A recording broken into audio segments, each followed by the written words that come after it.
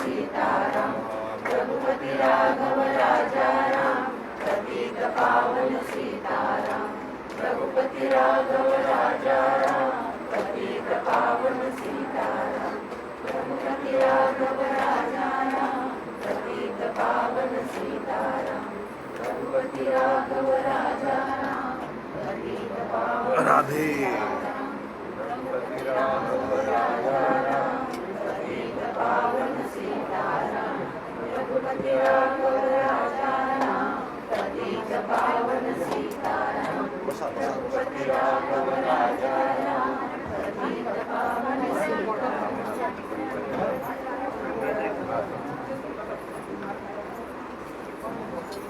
राधे राधे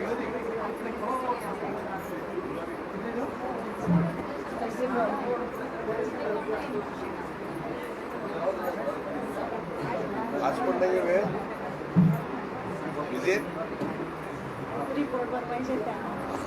चला हरकत नाही तुम्ही तर हजेरी लावली बसा बसा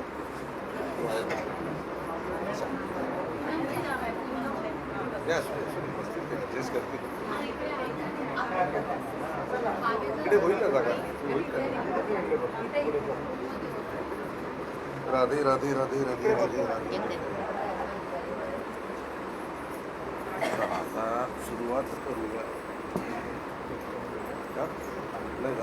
आणलं ना राधे राधे राधे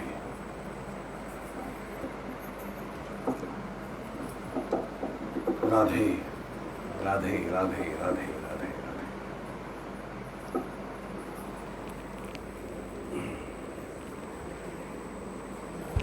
हो श्री राम समर्थ विदेहा परी चालवोनी प्रपंचा मुमुक्षु जनालागी अध्यात्म चर्चा करोनी बहुलोकजे मेळविती नमस्कार त्या ब्रह्मचैतन्य मूर्ती जयाचा जनी जन्म नामार्थ झाला जयाने सदावास नामात केला जयाच्या मुखी सर्वदा नामकीर्ती नमस्कार त्या ब्रह्मचैतन्य मूर्ती सद्गुरुनाथ महाराज की जय जय जय रघुवीर समर्थ श्रीराम यं ब्रह्मा वरुणेन्द्र रुद्र मरुतस्तुन्वन्ति दिव्यैस्तवै वेदै साङ्गपदक्रमोपनिषदैर्गायन्ति यं सामगाः ध्यानावस्थिततदगतेन मनसा पश्यन्ति यं योगिनो यस्यातन्न विदुःसुरासुरगणा देवाय तस्मै नमः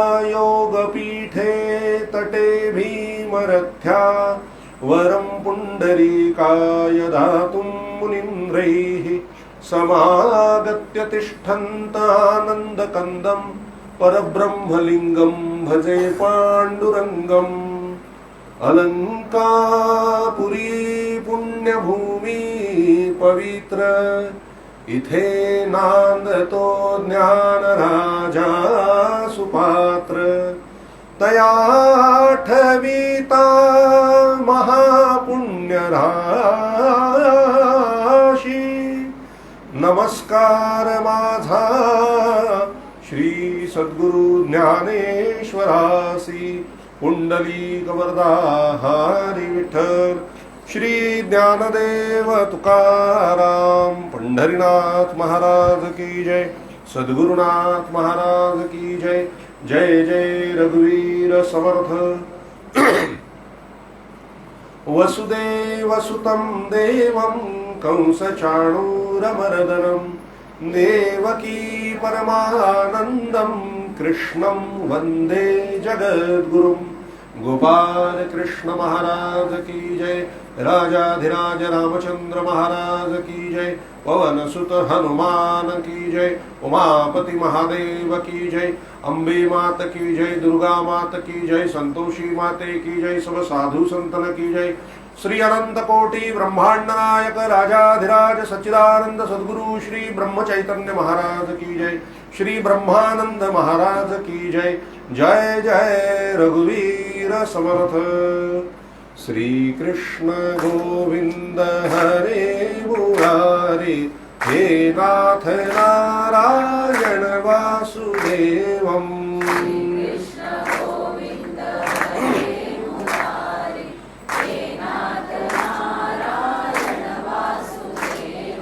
श्री कृष्ण गोविंद हरे मुरारे हे नाथ नारायण वासुदेवम्।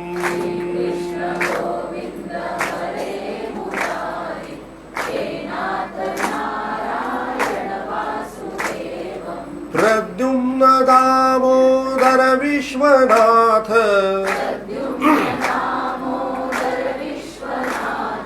प्रद्युम्न दामोदर विश्वनाथ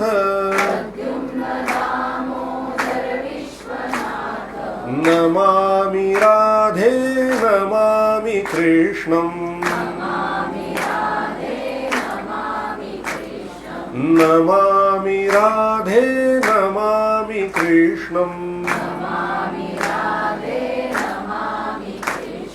श्री कृष्ण गोविंद हरे मुरारे हे नाथ नारायण वासुदेवम्।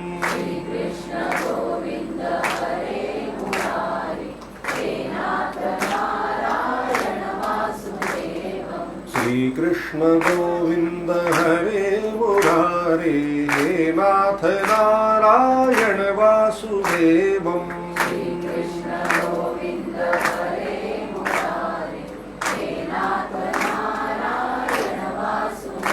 राधे कृष्ण राधे कृष्ण राधे राधे कृष्ण कृष्ण राधे कृष्ण राधे कृष्ण राधे राधे कृष्ण कृष्ण राधे कृष्ण राधे राधे कृष्ण कृष्ण राधे कृष्ण राधे राधे कृष्ण राधे कृष्ण कृष्ण राधे कृष्ण राधे कृष्ण कृष्ण राधे कृष्ण राधे कृष्ण कृष्ण राधे कृष्ण राधे कृष्ण कृष्ण राधे कृष्ण राधे कृष्ण कृष्ण राधे कृष्ण राधे कृष्ण कृष्ण कृष्ण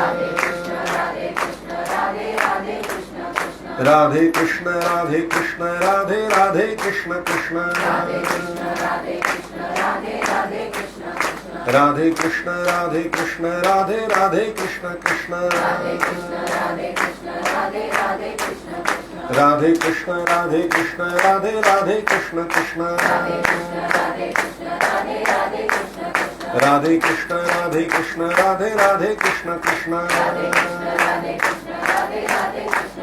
राधे कृष्ण राधे कृष्ण कृष्ण राधे कृष्ण कृष्ण सगळ्यांनी म्हणा एखादी म्हणा राधे कृष्ण कृष्ण कृष्ण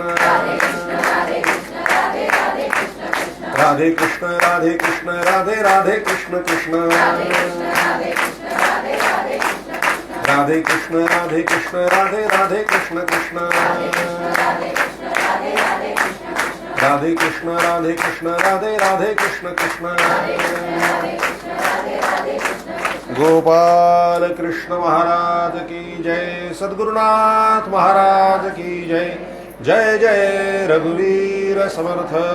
राधे राधे राधे राधे राधे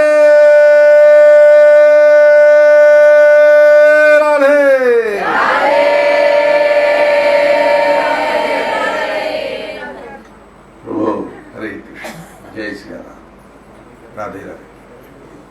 तेच दे आहे ते टेस्ट केलंय हो. राधे राधे राधे राधे राधे.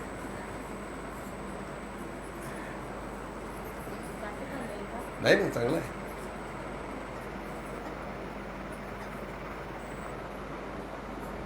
कालच्या सारखाचा बरोबर आहे.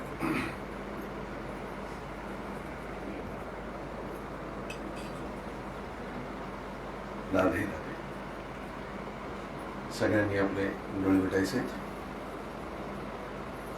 श्री क्षेत्र पंढरपूर, मुख्य मंदिर, परमपिता पांडुरंग परमात्मा यांच्या समोर यायचंय.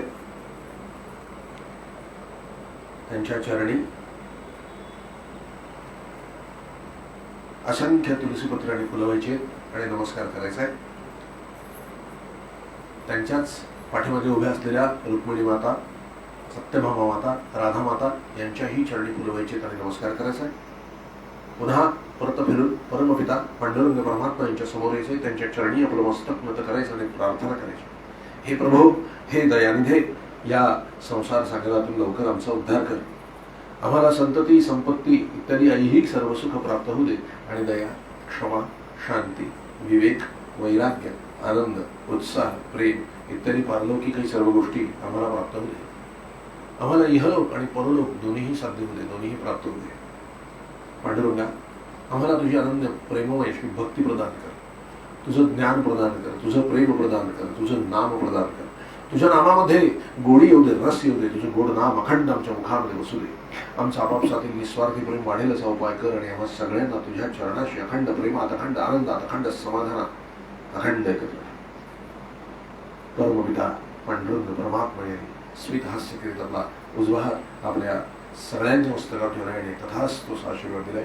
तो ग्रहण करायचा. पुन्हा एकदा त्यांच्या चरणी आपलं मस्तक मत करायचं आणि 2 मिनिटं डोळे झाकून स्वस्थ बसायचं आहे.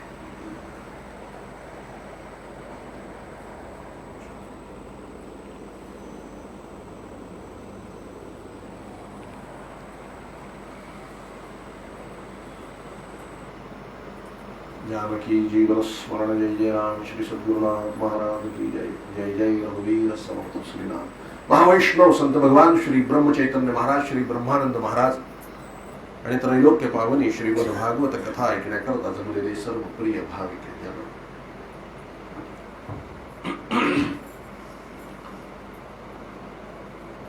सातवा दिवस भागवताचा, समारोपाचा दिवस.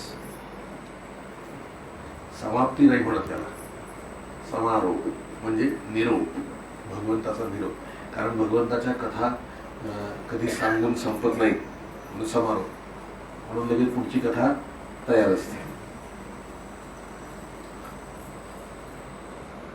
मुद्दाम शेवटच्या दिवशी, आता इतर सगळीकडे भागवत असतात, प्रत्येकाची भागवत कथा सांगण्याची पद्धत आणि हे निराळी असते.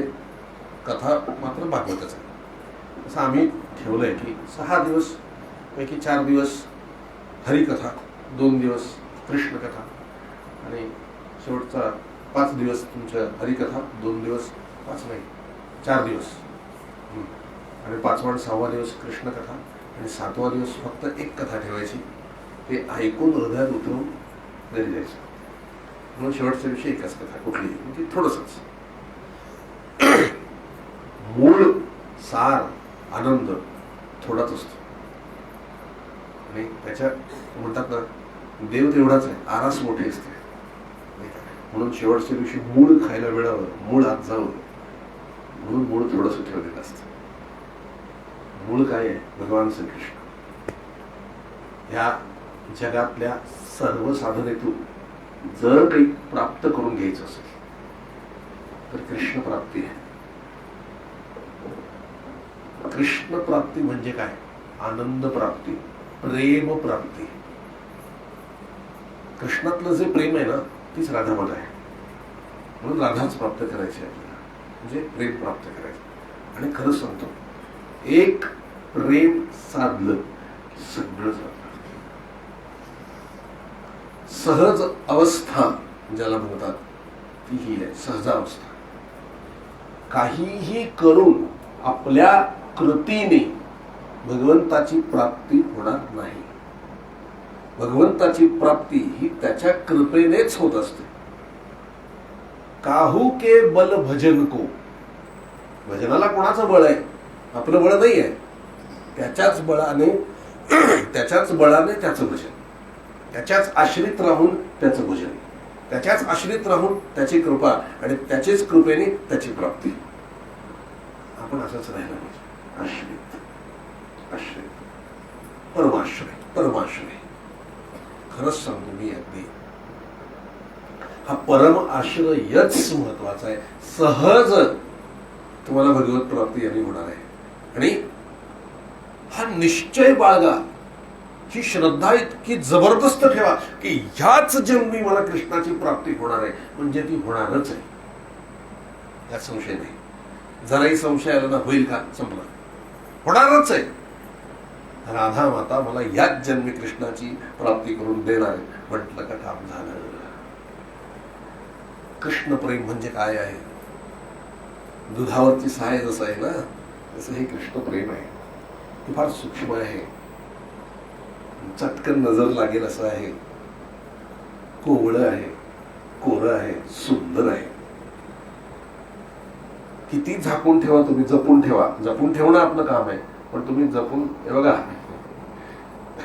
कोणी लोणी चोरून खाल्लं ना तरी तब्येत चांगली झाल्यावर कळते काहीतरी खाल्लंय, काहीतरी वेगळं आहे ना.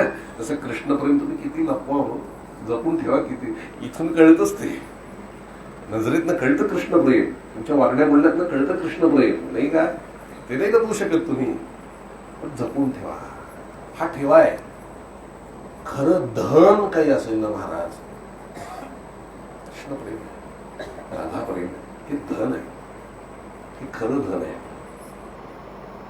बाकीचं धन येईल आणि जाईल, येईल आणि जाईल, त्यांनी समाधान मिळेलच असं नाही. ह्या धनाने समाधान खास आहे, खास. सगळ्यात ज्ञानी, हे बघा, आता मूळ पथावर आपण येणार आहोत. योग, ज्ञान, कर्म आणि भक्ती, 4 साधन आहेत भगवंताच्या प्राप्तीची. काय आहे? योग, ज्ञान, कर्म मार्ग आणि भक्ती मार्ग. यातलं श्रेष्ठ कुठलं? कर्ममार्गी म्हणतात कर्ममार्ग श्रेष्ठ आहे, ज्ञानी म्हणतात ज्ञानमार्ग श्रेष्ठ आहे, योग मार्गी म्हणतात योग मार्ग श्रेष्ठ आहे. भक्ती मार्गी काहीच बोलत नाही, कारण त्याला काही माहितीच नाही. माहिती असतं सगळं, पण तू जाणवू देत नाही. पण हा जेव्हा, मी खरं सांगतो, ज्या वेळेला असं डिस्कशन चालू होतं ना, त्यावेळेला महाराज मध्ये आले आणि महाराज काय म्हणाले, अगदी महाराजांची वाक्य सांगतो. हा, भक्ती मार्गाची कशाशी तुलना होऊ शकत नाही. त्याचं कारण कर्म मार्ग, ज्ञान मार्ग, योग मार्ग ही साधन आहेत, भक्ती मार्ग साध्य आहे. कर्म मार्गाने जाऊन काय साधायचं आहे? भक्ती. योग मार्गाने जाऊन काय साधायचं आहे? भक्ती. ज्ञान मार्गाने काय साधायचं आहे? भक्ती. भक्ती ही साध्य आहे, म्हणून श्रीकृष्ण ही भक्ती आहे, आणखी काही नाही. कठीणतर योग, योग हा काय आहे? ज्ञान मार्ग श्रेष्ठ की भक्ती मार्ग श्रेष्ठ? आता या दोघांमध्ये विचार आहे. ज्ञान हा पुरुष आहे आणि भक्ती ही स्त्री आहे. तुलसीदास काय सांगतात? भगवंताची माया ही स्त्री आहे, ज्ञान हे पुरुष आहे. त्यामुळे पुरुष मायारूपी स्त्रीवर बोलू शकतो, है ना. ज्ञानाला अहंकार होऊ शकतो, ज्ञान हे मायेला भुलू शकतं. ज्ञानरूपी स्त्रीला, मायारूपी स्त्रीला ज्ञानरूपी पुरुष भुलू शकतो. भक्ती हे स्त्री आहे, स्त्री स्त्रीवर काय बोलणार, नाही का. म्हणून भक्ती टिकून आहे, आणि भक्ती आली की माया नाहीशी होते, कारण भक्ती हे देवाची आवडती आहे, मुख्य आहे. म्हणून तुलसीदास म्हणतात, भक्ती केल्याने भगवंताची प्राप्ती सहज आहे आणि लवकर आहे. म्हणून हे परमधन आहे, परमधन श्रीकृष्ण परमात्मा. आणि श्रीकृष्ण परमात्म्याचं परमधन काय आहे? परमधन राधा राधा राधा राधा राधा. निजधन परमधन राधा राधा राधा राधा राधा. काय व्यासपीठाची कृपा आहे. एक तर अनेक संतांचे कृपा या व्यासपीठाला लाभलेली आहे. आणि मागच्या भागवतापासून एक प्रथा सुरू झाली. काय प्रथा सुरू झाली? मागच्या भागवतापासून. ही भागवत समाप्ती आली की एका तरी मुलीचं, स्त्रीचं किंवा पुरुषाचं राधा नामकरण करायचं. आज इथे भाग्य कोणाचं मला माहिती नाही, पण आज जाता जाता कोणाचं तरी राधा नामकरण करणार, राधा म्हणणार. म्हणजे एक एक भागवतातनं एक एक राधा माता तयार व्हायला पाहिजे. ही नामकरण विधी मागची प्रथा आहे. आजचं भाग्य कदाचित शमिकाच्या पदरात म्हणणार आहे. शमिकाचं नाव राधिकाच करणार आहे, तिचं नाव राधिकाच ठेवणार आहे. प्रत्येक भागवतातनं एक राधामाता येते आणि खरंच ते नाव ठेवल्यावर राधामाताच आहे असं समजून पूजनच करावं, नमस्कारच करावा. भाग्य, परम भाग्य. भक्तीची वेल एवढी वाढवा ना महाराज, कृष्ण गुंडाळला गेला पाहिजे, सुटताच कामा येतो. आणि तो पण हुशार आहे, त्याला सुटायचं नसतं. तो उगीच म्हणतो मला कशाला बांधता, मला कशाला बांधता, आणि असं करत करत स्वतःला गुंडाळून घेत असतो बघा. कारण त्याला जसं आपल्याला त्याच्याशिवाय राहत नाही ना, त्याला सुद्धा राहत नाही. आज संध्याकाळी सगळ्यात पहिला कंटाळा कोणाला येणार असेल तर कृष्णाला येणार आहे. आज नाही कोणी, आज संध्याकाळी नाही कोणी, त्यालाच करमणार नाही. बघा बघा तुमच्या अवतीभोवती अवतीभोवती तुमच्या स्मरणात तो सारखा राहील. आज कथा नाही, आज कथा नाही, कसं तरी वाटतंय, कसं तरी, हे त्याला वाटत असतं आणि त्याच्या भावना तुमच्या हृदयात उमटतात. हे त्याचं आपल्यावर असलेलं प्रेम आहे महाराज, त्याचं आपल्यावर असलेलं प्रेम आहे. जे काही करायचं आहे ना महाराज, या जगात काही करण्यासारखं आहे ना, त्याच्यासाठीच करा. नवऱ्यावर प्रेम करा त्याच्यासाठी, त्याला आवडतं म्हणून. बायकोवर प्रेम करा, त्याला आवडतं म्हणून. मुलांवर प्रेम करा, त्याचे आहेत म्हणून. सगळं त्याच आहे. संसार उत्तम करा, त्याचा आहे म्हणून, आणि त्याने ड्युटी लावून दिली आहे म्हणून तो उत्तम करा. तुमच्याशी त्याचा संबंध असता कामा नाही, माझं नाही, त्याचा आहे ना. मग उलट तो उत्कृष्ट केला पाहिजे. रोजचा स्वयंपाक करताय ना, त्याच्यासाठी करा. काय त्याला आवडतं, त्याला प्रसन्न वाटलं पाहिजे, बस. हो, तुम्हाला असं जर करू लागलात ना, हळूहळू तो आतून सूचना करेल की आज हे कर बरं का जेवायला. आज जी तुम्ही सकाळ संध्याकाळ घरातल्या माणसांचं डोकं घाला ना, आज काय भाजी करायची, आज काय भाजी करायची, आज संध्याकाळला काय आणायचं, अवघं काय करायचं, आपल्याला सुचत नाही. हो, म्हणून आपण त्यांना विचारतो, त्यांनाही सुचत नाही. ते काय म्हणतात, हवं ते कर, आणि करून झालं की म्हणतात हे केलं असतं बरं झालं असतं. का गंमत कशी असते हा ना. पण काही करा तुम्ही बघा, आणि कृष्ण खरंच मनापासून, हा कृष्णा करता करा. कृष्णा कन्हैया तुझ्यासाठी हा स्वयंपाक केलाय. मग घरातले म्हणले ना, आमकं का नाही केलं, प्रसाद आहे, गपचूप खातील.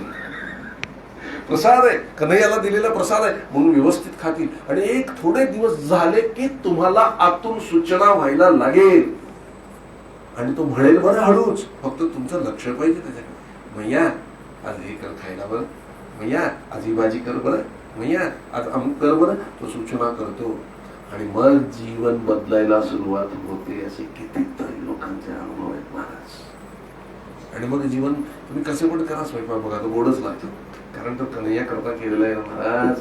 मग कन्हैयाची जबाबदारी असते. असं वाटू लागतं. मी अशी माणसं पाहिलेली आहेत, स्त्रिया, मातृवर्ग आणि पितृवर्ग, इतकी भक्ती करणार आहेत, इतकी भक्ती करणार आहेत की त्यांना विसरच आहे की ते कुठे राहतात. त्यांना वाटतं ते गोकुळातच राहतात, त्यांना वाटतं ते ब्रजभूमीमध्येच राहतात. मुंबईत असू नाही, मी पाहिलेले. त्यांना वाटतं ते तिथेच आहे, तिथेच आहे. काय भाग्य असलं पाहिजे. स्वतःचा विसर.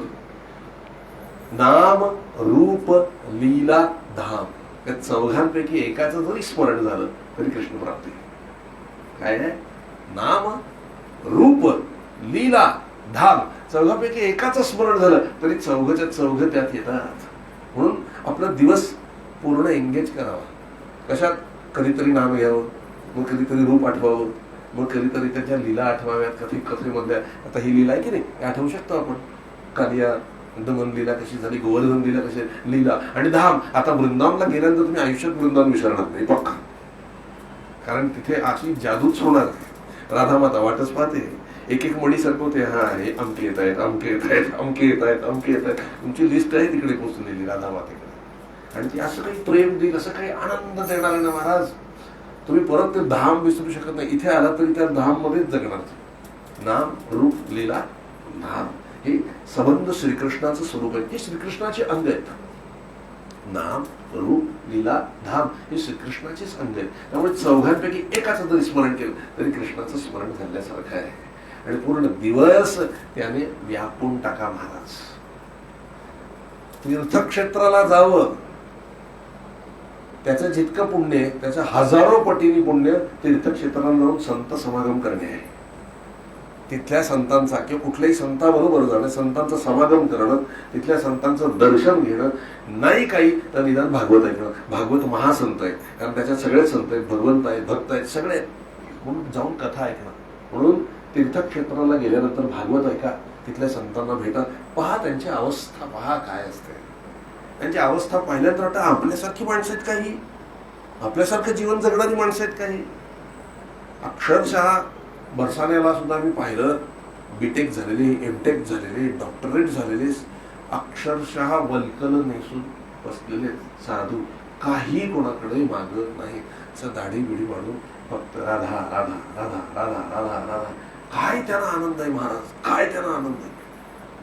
निघाले की बाहेर पडतात, परिक्रमा परिक्रमा, दुसरा उद्योग नाहीये, सतत परिक्रमा, गोवर्धन परिक्रमा, बरसाणा परिक्रमा, वृंदावन परिक्रमा चालले जातात. आणि त्यांच्यात आनंदात, त्यांच्यात मस्ती आहे महाराज, मस्ती. इथे कुठलाही प्रापंचिक माणूस तुम्हाला असा भेटणार नाही की जो मस्तीत आहे.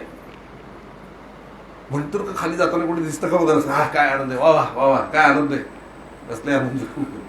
तिथे गेल्यानंतर काही नसून सुद्धा प्रत्येक जण हा काय आनंद आहे, काय आनंद आहे, राधे राधे राधे राधे.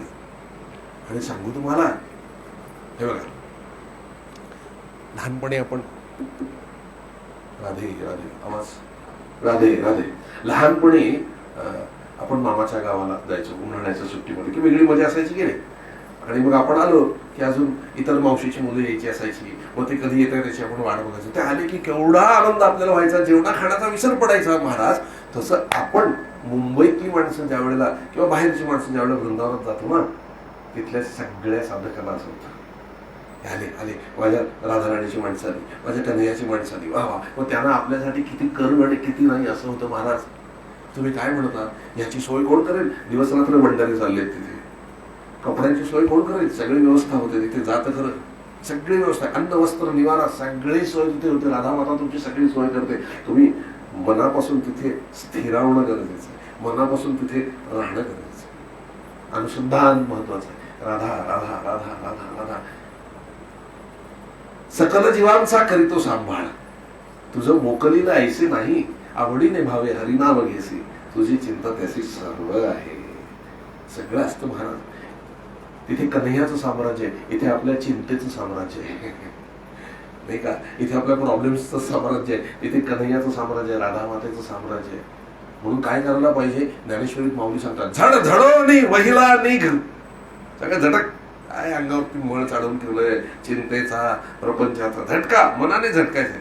झड झडोनी महिला निघ, ये भक्तीच्या वाटेला, तरी पावसी अव्यंग निजधाम माझे. माझं निजधाम कसं आहे म्हणतात, अव्यंग. तिथे कुठलंही व्यंग नाही, म्हणजे कुठलीही चिंता नाही, कुठले प्रश्न नाही. काय आहे, आनंदी आनंद, प्रेम, आनंद आनंद आनंद आनंद. तिथे जाऊन मला पोटभर जेवून दाखवा. तुम्ही खरंच मोजा इथे तुम्ही घरी किती जेवता, तिथे जाऊन मला जेवून दाखवा तुम्ही तेवढं. अहो आतूनच इतकी तृप्ती असते ना महाराज, काही जेवायची इच्छा होत नाही, काही प्यायची इच्छा होत नाही, केवळ राधे राधे राधे राधे राधे राधे. एक अलौकिक आनंद आहे महाराज. तिथे असणारा प्रत्येक गोप हा श्रीकृष्ण आहे आणि प्रत्येक गोपी राधा आहे. आपणही आता तिथे जाणार ना, तुम्हाला काही ठराविक गोष्टी सांगतो ना, लक्षात ठेवा. तिथे गेलात, हे जे ब्रजवासी आहेत ना, हे सगळे त्याचे निज परिकर आहेत भगवान श्रीकृष्णाचे. बरं, त्यांच्या वरच्या स्वभावाला भुलायचं नाही. आतला कन्हैयाच आहे.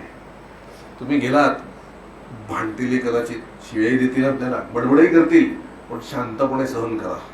त्यांना उलट बोलायचं नाही, हा पहिला नियम. कारण तो त्यांचा अपमान म्हणजे श्रीकृष्णाचा अपमान आहे. आणि ते का शिवाय देतात, का भांडतात, त्यांना दिसते तुमचे प्रारब्ध. सहजगत्या तुमचं प्रारब्ध भस्म करण्यासाठी ते तुमच्याशी अशा पद्धतीने बोलत असतात. आणि जर तुम्ही शांत राहिलात ना, इतकं भरभरून तुमच्यावर प्रेम करतील महाराज, तुम्हाला वाटेल इथून परत घरी येऊच नाही. इतकं भरभरून प्रेम करतात. हे माझे ब्रजवासी. गोवर्धन परिक्रमेला गेलात महाराज, एकही दगड इथून उचलून परत घरी आणू नका. एकही लता वेल तोडून घरी आणू नका. तिथली माती घरी आणू नका. रज आणा थोडी चालेल, पण ती रोज कपाळाला लावणार असला तर देवळात पूजेला नाही ठेवायची, ती लावायची. ती रज लावण्याने जन्मात कुठला रोग होणार नाही, असेल तो निघून जाईल. ही त्या रजाची महिमा आहे महाराज. कित्येक कर्करोगी आणि कित्येक मोठे मोठे रोग झालेले फक्त ते रज लावून त्यातून मुक्त झालेले आहेत. आणि काही साधनाने तुम्हाला काही साधना करायची नसेल ना, पण भक्ती पाहिजे असेल ना, रज लावून घ्या, बस भक्ती झाली. तिथे रमण रेती म्हणून, रमण रेती मस्त अशी माती आहे, छान. त्यामध्ये भगवंत लहानपणी खेळलेले आहेत. सगळे साधू संत त्या मातीत लोळणार. मी सुद्धा लोळणार. तुमचं तुम्ही बघा. ती रज अशी मस्त लागली पाहिजे महाराज. गडाबडा गडाबडा राधे राधे राधे राधे राधे. काय आनंद आहे महाराज. खरं लहानपण अनुभवता येत. इथे लोळायला लागलं तर लोक वेळे झाले. तिथे सगळेच लोळतात. मजा असते, मजा असते. साधू संतांबरोबर रज में लोट पोट हो जाओ. आनंद आहे, खूप आनंद आहे. खाणे आणायचं तिथले लता वेल दगड. महाराज अनेक साधू संत तपश्चर्या करतायत आणि त्यांनी वर मागून घेतलंय की आम्हाला तुझ्या व्रजभूमीमध्ये स्थान पाहिजे. पाहिजे तर दगड बनव, पाहिजे तर झाडाची लता बनव, पाहिजे तर झाडाची वेल बनव, पण आम्हाला तुझ्या धामवास पाहिजे. आणि म्हणून भगवंताने कृपा करून त्यांना सगळ्यांना धामवास दिलाय. तुम्ही जर ते तोडून घरी आणलं ना, तर त्यांची तपश्चर्या तुम्ही त्यांना व्रजभूमीपासून दूर करताय. पाप लागेल. अजिबात असं करू नका, अजिबात असं करू नका. नमस्कार करा त्या लताला, त्या वेलीला, ज्यांना चक्क भगवान श्रीकृष्णाचा राधा मातेचा स्पर्श आहे, स्पर्श आहे. नमस्कार करा आणि प्रार्थना करा की तुम्हाला जे सद्भाग्य मिळालंय धामवास ते आम्हाला मिळालं पाहिजे. नाही कायम निदान सतत येऊन जाऊन तरी आम्हाला धामवास मिळाला. प्रार्थना करा. त्या आशीर्वाद देतात आणि आपल्याला धामवास प्राप्त होतो. महाराज खूप आनंद आहे. किती सांगू आणि किती नाही. त्या गोवर्धनाचा एक दगड आणलात ना, तर नियम असा आहे की जेवढ्या आकाराचा दगड आणा, जितक्या वजनाचा आणा, तितके किलो सोनं ठेवावं लागतं तुम्हाला तिथे. नाही ठेवलं तर घरी येऊन दगड मारतो. मग तो काय करायचं ते कळलं. तो गोवर्धन तिथले दगड हे प्रत्यक्ष सगळे सत्पुरुष आहेत. त्यांना तिथला वियोग करू नका. हा एक करा, तिथून कुठून तरी तसा एक दगड बनवून घ्या, खोटा खोटा का असेल, त्यामध्ये गोवर्धनाची भावना करा, तो घरात ठेवा. तशी गोवर्धनाची भावना करून घरी पूजन केलं तर तुम्हाला मिळेल. तिकडचं काही इकडे आणू नका. तिकडचं तिकडेच राहतंय. इथे बनवून घ्या, इथे मिळतं बनवून, नाही का. शेवटी काय भावनाच तारणार आहे ना, भावनाच तारणार आहे. साधा दगड जरी घरात आणला तरी रोज म्हटलात ना 8 दिवस की हा गोवर्धन आहे, 9व्या दिवशी तुम्हाला गोवर्धनच वाटेल. तो ती भावना झाली की तुमचं काम झालं. सारखं जाऊन येऊन जाऊन येऊन जाऊन येऊन जाऊन येऊन आनंद. निधिवन आहे तिथे, निधिवन बघायचं आहे. निधिवनामध्ये रोज संध्याकाळी 6 नंतर सगळे दरवाजे निधिवनचे बंद होतात. का? ती जी सगळी तिथे वृक्ष आहेत ना, आणि ही सत्य घटना आहे, युट्यूबवर आहे, तपासून बघा. ते मीटर लावून बघितले त्या लोकांनी. ते जे सगळे वृक्ष असतात ना, ते नीट पहा तुम्ही. ते आपले सरळ असे नाहीये, तसे सगळे वाकलेले झुकलेले, एका बाजूने हे झालेले. त्या सगळ्या गोपिका आहेत, त्या सगळ्या गोपिका आहेत. आणि रात्री प्रत्यक्ष गोपी स्वरूप धारण करतात. भगवान श्रीकृष्ण रोज रात्री तिथे प्रगट होतात आणि रोज सकाळी 4 वाजेपर्यंत महारास चालू असते. तिथे रास क्रीडा सुरू असते. ते कोणालाही बघायला अलाउड नाहीये, म्हणून 6ला बंद केलं जातं. सगळ्यांना बाहेर काढलं जातं. माणसं सोडा. संध्याकाळी 6 तुम्ही घड्याळ लावून बघा, संध्याकाळी 6 वाजायला लागले, तिकडचे वानर सगळे पळायला लागतात बाहेर, तिकडच्या मुंग्या बाहेर पडायला लागतात, तिकडचे सगळे पक्षी प्राणी आपोआप निधिवन रिकामं करायला लागतात. कारण त्यांना माहिती आहे आता संध्याकाळ होणार आणि आता कन्हैया इथे लीला करणार. तिथे दात घासण्यासाठी त्या मंदिरामध्ये ब्रश ठेवला जातो छोटा, तिथे विडा ठेवला जातो खाण्यासाठी रात्री. हे सगळ्या वस्तू जेव्हा सकाळी तुम्ही दरवाजा उघडून बघाल ना, ब्रश केल्यासारखं सापडेल तिथे तुम्हाला, की ब्रशनी दात घासलेले आहेत आणि त्यानंतर चूळ भरलेली आहे, त्यानंतर तो विडा अर्धा खाल्लेलाच सापडतो आणि दाताची त्याच्यावरती खुणा येतात रोजच्या रोज. हे श्रीकृष्ण असल्याचं प्रमाण आहे तिथे. त्या गोपिका 3 जणांनी फक्त प्रयत्न केलेत आजपर्यंत तिथे लपून बसून ती क्रीडा बघण्याचे. जो ती क्रीडा बघतो तो जिवंत राहत नाही. हे तिन्हीच्या तिन्ही गेलेले आहेत. त्यातले 2 तर, एक तर जागीच मेला, दुसरा सापडला तो वेड्यासारखा झाला होता, थरथर थरथर करत होता, हसत होता, डोळ्यात अश्रू येत होते आणि 4-5 तासात त्यांनी धडे ठेवला. तिसरा एका गुरुचा चेला होता, त्याला 6 वाजता बाहेर काढलं पण तो लपून बसला तिथे. आणि दुसऱ्या दिवशी त्याला बघितलं, थरथर थरथर थरथर थरथर करत होता, डोळ्यातून अश्रू येत होते, हसत होता, वेड्यासारखा हसत होता. त्याला पकडलं आणि कुठल्या संप्रदायाचं आहे कळलं. त्या साधूने बोलवलं, याला घेऊन जा. आणि लपून बघितलंय म्हणाले. सगळे जण त्याचे शिष्य, ते सगळे त्या साधूचे शिष्य आले, त्याला घेऊन त्या साधूच्या आश्रमात ठेवलं. त्याची अवस्था खूप खराब होती म्हणजे तो वेड्यासारखाच हसत होता, रडत होता आणि थरथर थरथर थरथर फक्त चाललं होतं. साधूला कळलं होतं की आता 4-5 तासात जाणार आहे, आता हा काही राहणार नाही. म्हणून त्याला साधूने काय सांगितलं, तू इथे आता जरा आराम कर, आम्ही जरा बाहेर भिक्षेला जाऊन येतो. भिक्षेला जाऊन आले, येईपर्यंत तो गेलेला होता. पण त्याने आपल्या हाताने, थरथरत्या हाताने चिठ्ठी लिहून ठेवलेली त्या साधूला सापडली. ती चिठ्ठी आजही तिथे आहे रीतीमध्ये. त्या चिठ्ठीत लिहिलं होतं, कोण सांगतोय कृष्ण काळा आहे. लिहिलं होतं त्यांनी तिथे. कोण म्हणतं कृष्ण काळा आहे. कृष्णा एवढं सुंदर या पृथ्वी तलावर दुसरं कुणीही नाहीये. आता त्याला पाहिल्यानंतर मला कुणाला बघायची इच्छा नाहीये, जगातल्या लोकांना बघायची इच्छा नाहीये. मी त्याच्याकडे चाललो. राधे राधे राधे. संपला. आहे ना अनुभव देऊन ठेवलेले आहेत. ते सायंटिफिक काही प्रोसेस असते ना, ते मीटरवर चेक करतात काही शक्ती आहे का. ते सगळे गेले होते तिथे. 2 ठिकाणी गेले होते. आळंदीला पण गेले होते, तिथे पण त्यांना अनुभव आला. आणि इथे निधिवनला पण गेले. मूर्तीच्या पायाशी नुसतं लावलं, काटा सरकला, तो मीटरच फुटला. तिथे मीटरच फुटला. ते त्यांनी नमस्कार करून बाहेर पडले. कारण याचं अस्तित्व आहे महाराज. असं निधिवन आपल्याला पाहायचं आहे. त्या वृक्षांचं दर्शन घेतलं महाराज, गोपिकांचं दर्शन झाल्याचं. गोपिकांचं दर्शन झाल्याचं. आज किती सांगून किती नाही. वृंदावनाची महिमा सांगून संपणार नाही महाराज. एक एक एक एक एक एक बारीक सारीक गोष्टी आहेत. तिकडची वानर असतात ना, ते तुमचा चष्मा काढून घेतात. म्हणजे तुम्हाला फ्रुटीचं पाकिट वगैरे असं ठेवायला लागतं. ते दिलं की ते घेतात आणि मग चष्मा परत देतात, नाही तर विरकावून देतात. हा का असं आहे. त्यांना वाटतं तुम्ही परत जाऊ नये, इथेच राहावं वृंदावनात. ही त्यांची पवित्र भावना आहे. मग समजून घ्या. त्यांना वाटतं की आम्ही पशु असून, आम्ही वानर असून जे सुख अनुभवतोय ते तुम्ही मनुष्य असून का अनुभवत नाही. नका जाऊ परत. म्हणून ज्ञानाचे चष्मेच काढून टाकतात आणि भक्तीचा रस प्रेम तुम्हाला देतात. तुम्ही तिथेच राहा. हे त्यांचं सांगणं आहे महाराज. हे त्यांचं सांगणं आहे. रस आहे. वृंदावन रसमयी भक्ती आहे. प्रेम स्वरूपा भक्ती आहे. ज्ञानाचं काही चालत नाही तिथे. क्षमा करा मला, मी अगदी अधिकाराने सांगतो, ज्यांना कोणाला ज्ञान बिन असेल ना, येऊ नका तिकडे. अजिबात येऊ नका. ज्ञानी असतील तरी बिलकुल येऊ नका तिथे. नाही तर सगळ्या ज्ञानाची चिरफाड होऊन जाईल तुमच्या. प्रेमात वेडा करून टाकेल तो. अनुभवाने सांगतो. फार वाटत होत. आता किती 58वा भागवत आहे ना. 25वा भागवत झाला ना, सिल्वर जुबली. वाटलं वा वा आपली 25 भागवत झाली, 26 भागवत झाली, 40 झाली. फार वाटत होतं. तिथे गेल्यावर सगळे भ्रम दूर झाले. अरे भागवत होतच नाही, भागवत चाललंय, तुम्ही भागवत व्हायचे.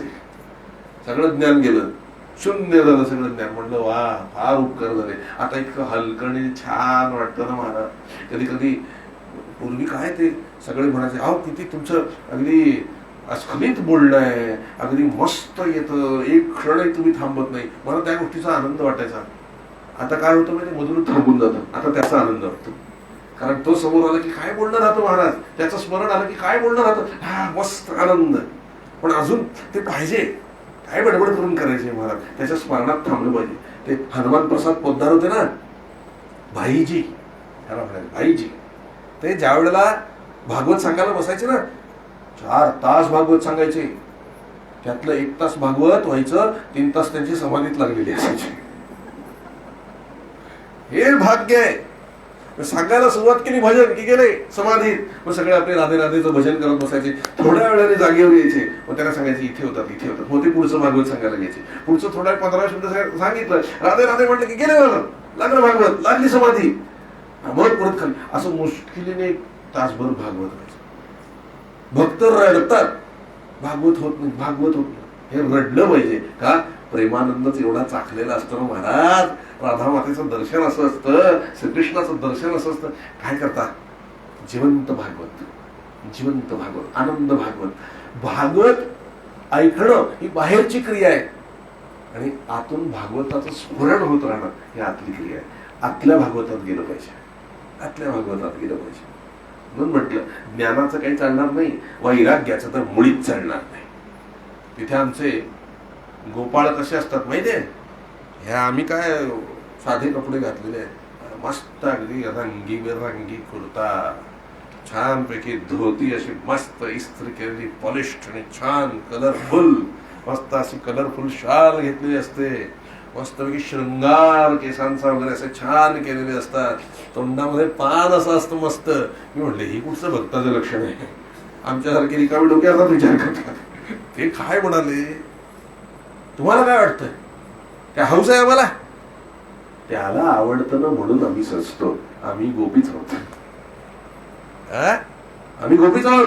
त्याला आवडतं ना शृंगारामध्ये राहिला, त्याला आवडतं आम्ही असं राहिलेलं म्हणून आम्ही असे राहतो. त्याच्यासाठी सजायचं आणि त्याच्यासाठी धजायचं. आमच्यापेक्षा डबल वैराग्य त्यांच्याकडे. त्यांच्यासाठी सजा महाराज. दिवसभर सजून धजून राहावं कृष्णा करता. त्याला आवडतं, त्याला आवडतं, त्याला आवडतं. ज्या वेळेला भगवान निघून गेले होते ना गोकुळातनं, 100 वर्षांनी आले, पण 100 वर्ष गोपींनी नटणं सोडलं नाही. का? कधी येईल आणि येऊन म्हटलं तर हे चांगलं नाही दिसत, काय काय अवस्था करून घेतलीस म्हणून त्याला वाईट वाटू नये म्हणून सजून धजून राहत असत गोपी. लक्षात ठेवा, विरह आतमध्ये ठेवला होता, दुःख सगळं आतमध्ये ठेवलं होतं, पण त्याच्या तोंडावरती मुस्कान पाहण्यासाठी, आनंद पाहण्यासाठी, स्मित हास्य पाहण्यासाठी गोपी सजत असत. गोपाळ पण नित्य तयारीत राहत असत. एकमेकांना सांगत असत, हे बघ डोळ्यातनं पाणी नाही काढायचं, कन्हैया आला तर काय म्हणेल, त्याला वाईट वाटेल ना, त्याच्या डोळ्यातनं पाणी येईल ना, आपण नाही रडायचं, आपण शांत. एकमेकांचं सांगतो, रडत रडतच सांगत असत. पण काहीतरी दुरून कुठून तरी रथ किंवा गाडी येताना दिसली, अश्रू छान माती बिती लावून मस्त हसत खेळ. त्यांना वाटायचं कृष्ण येतो, प्रत्येक वेळेला वाटायचं कृष्ण येतोय, कृष्ण पण नाही हो, वेगळीच गाडी असायची. क्षणोक्षणी वाट पाहणे, उत्कंठा, प्रेम भक्ती ही खरी प्रेम भक्ती. क्षणोक्षणी उत्कंठा, आज येईल, आज येईल, आता येईल, तोच आहे, तोच आहे, बघ तोच आहे. असंच करत असं दिवस रात्र महाराज 100 वर्ष काढली अशी. आपल्याला 7 दिवस काढता येत नाही, 100 वर्ष गोपाळाने काढली. त्या भूमीची माती वेगळी आहे बरं महाराज. उद्याचं जाऊन तिथलं प्रेम लागलं मला नका सांगू, मी जबाबदार नाही. इकडे गेल्यावर वेट लागणारच आहे, पक्का लागणार आहे त्या भावनेने. म्हणून हे खूप चांगलं आहे की आपण भागवत ऐकून तिथे जातोय. नुसतेच गेलो तर त्या कदाचित भावना नसतात तरी प्रेम लागतं, पण हे ऐकून जर ह्या भावना लक्षात ठेवून गेलात तर बरोबर ओढले जाल. तुम्हाला सांगतो, अनुभव घ्या. ज्या दिवशी निघू ना आपण त्या दिवसापासून तो कन्हैया आपल्या बरोबर असणार आहे आसपास. तुम्ही बघा, लक्ष ठेवा, जाईपर्यंत आणि सगळं करून मोकळा असेल की कशात काही नाही असाच असणार आहे तो. लक्षात ठेवा, आत्तापर्यंत एवढी भागवत करून थोडा तरी त्याचा स्वभाव कळलाय. कळलं? फार नटखट आहे महाराज, आपल्या कल्पनेच्या पलीकडे नटखट आहे. कधी कशातून काय करेल ना सांगता येत नाही महाराज. आनंदी आनंद, आनंदी आनंद, आनंदी आनंद. आणि तिथे केवळ अगदी रिक्षामध्ये जरी तुम्ही बसला, राधे राधे. रिक्षावाला सुद्धा राधे राधे, पानवाला सुद्धा राधे राधे. ज्या तुम्ही आश्रमात जाल तिथे सुद्धा राधे राधे, 24 तास राधे राधे. इतकंच काय, झाडावर पण लिहिलंय श्री राधे. परिक्रमा मार्गामध्ये आहे नाही. काय आनंद, हा हा हा नाही वर्णन करू शकत तुम्ही. वर्णन करण्यात मला अख्खं जीवन संपेल म्हणून राधा सांगून होणार नाही. वृंदावनाची भूमीचं प्रेम सांगून होणार नाही. असं भगवान गोवर्धन लीला झाली, कालिया नागाची लीला झाली, रासलीला खेळून झाली, कंसाचा वध झाला. आणि कंसाचा वध झाल्यानंतर गुरुकुलात पाठवलं. सगळं शिक्षण घेऊन 14 विद्या 64 कला शिकून भगवान परत आले आणि मथुरेत राहिले.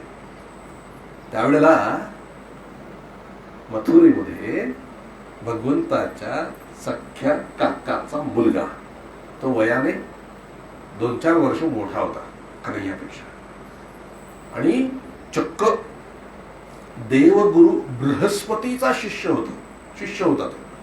त्याचं नाव बृहदबल असं त्याचं नाव, मूळचं नाव त्याचं काय, बृहदबल, बृहस्पतीचा शिष्य.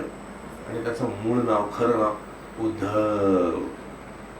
महाज्ञानी महाराज, महाज्ञानी.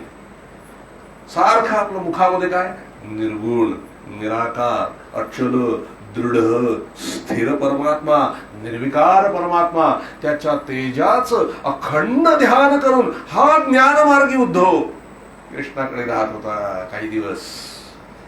त्याला सांगून ठेवलं होतं बृहस्पतीने, हे जे निर्गुण निराकार परब्रह्म आहे ना, हा जो जगताचा आत्मा आहे ना, तोच तुझ्या लहान भावाच्या रूपामध्ये मथुरेमध्ये येऊन राहिलेला आहे. तो अवतार आहे तो.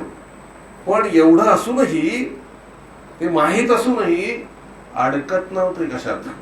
असेल शरीर धारण केलं असेल परब्रह्माने, पण मी तर निर्गुण निराकारच म्हणतो. सगुणाचं काय आहे, सगुणाचं काय विशेष आहे, आम्ही याच्यातच. आता कन्हैयाला वाटलं फारच बिघडलाय, अतिज्ञान चाललंय, याला जरा भक्ती दिली पाहिजे, म्हणून एकदा भगवान बसले होते आणि भगवंतांना आठवण येत होती. महाराज, भगवंतांना आपली आठवण येते बरं, भगवंताला आठवण येत होती. सकाळी उठले, खिडकीजवळ गेले, यमुना तट दिसत होता. महाराज, त्याला वाटलं होतं आपले गोप सखा सकाळी निघाले असतील, आता सगळ्या गायी घेऊन रानात चालायला निघाले असतील. मधुमंगल पण उठला असेल, तो पण आता तयारी करून येत असेल. नित्य मी उठल्यावरच माझ्याबरोबरच यायचा, आता एकटाच जात असेल. म्हणाले, काय करत असतील सगळे गोपी, सगळे गोपाळ, सगळ्या गोपिका काय करत असतील. सगळे आता यमुनेवर पाणी भरायला आले असतील ना, आपापसात किती गप्पा चेष्टा आनंद करत असतील. मी आपला इथे एकटा अडकून बसलोय, मला काही तिथे जाता येत नाही. पण आठवण, त्या गोपिकांचं प्रेम आठवलं, गोपिकांच्या गप्पा आठवल्या, गोपाळांचे आनंदाचे क्षण आठवले, एकमेकांना कसं भरवलं होतं, नंतर ब्रह्मदेवाचं गर्भहरण कसं झालं होतं, सगळ्या गोष्टी आठवल्या. हुतुतू खेळत होते, हमामा खेळत होते, सगळे खेळ खेळत होते. भगवंतांना ते आठवत होतं. आणि भगवान खिडकीतून बाहेर पाहत होते.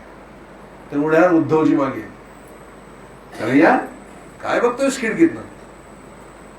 उद्धव भैया, बरं झालं तुम्ही आलात. मला ना खूप बेचैन होते, मला ना सारखी आठवण येते, ब्रजभूमीची आठवण येते, वृंदावनची आठवण येते, गोकुळाची आठवण येते, माझ्या सगळ्या मित्रांची आठवण येते, गोपिकांची आठवण येते.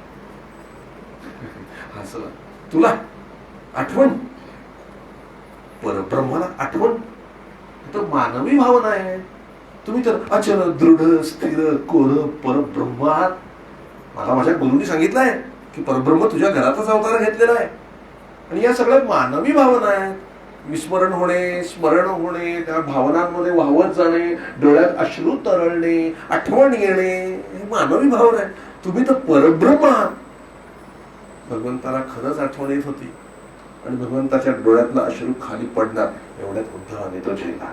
अरे अरे अरे प्रभू, काय हे, ह्या अश्रूमध्ये आत्ताच महाप्रलय आला असताना परब्रह्माचे अश्रू आहेत ना, या एका थेंबात अख्ख्या पृथ्वीमध्ये महाप्रलय आला असता. काय घोर, काय हे सगळे संकट येऊन आणताय म्हणाले आता, असं म्हणून आपल्या केसाला तो अश्रू लावून घेतला. कृष्णाने बघितलं, फारच बिघडलाय पडते हा. उद्धव भैया, माझ्या भावाला आपल्याला खोटे वाटतं. माझ्या मैयाने मला किती प्रेम दिलं, लहानपणापासून किती जपलं, सारखी माझ्या मागे पुढे मागे पुढे मागे पुढे. माझे नंदबाबा सुद्धा बाहेर गेले ना, माझी आठवण असायची, त्यांना काहीतरी घेऊन यायचे, प्रत्येक वेळेला काहीतरी घेऊन यायचे. मी वाटच बघत असायचो दरवाजामध्ये, नंदबाबा आले का, नंदबाबा आले का. तिथल्या प्रत्येक गोपी येता जाता उठता बसता मला घेत असत कडेवर खेळायला. मला दही दूध लोणी हवं ते देत असत. क्रीडा खेळत असत, आम्ही किती खेळत होतो माहितीये. उद्धव बघत होतो, झालं तुमचं खेळ सांगून, हे मला कशाला सांगताय. आम्ही ज्ञानी लोक असल्या आठवणींमध्ये भानगडीत पडत नाही भावनेच्या. हे सुख दुःख रडणं हे सगळं मिथ्या आहे. ब्रह्मसत्यम जगन मिथ्या. ह्या कुठल्या जगाची भावना आपण करता. जे जगच नाहीये त्या जगाबद्दल आपण बोलतात परब्रह्म. कसं शक्य आहे. जे अस्तित्वातच नाहीये त्यांच्या आठवणी काढताय. काय झालंय तुम्हाला का नाही.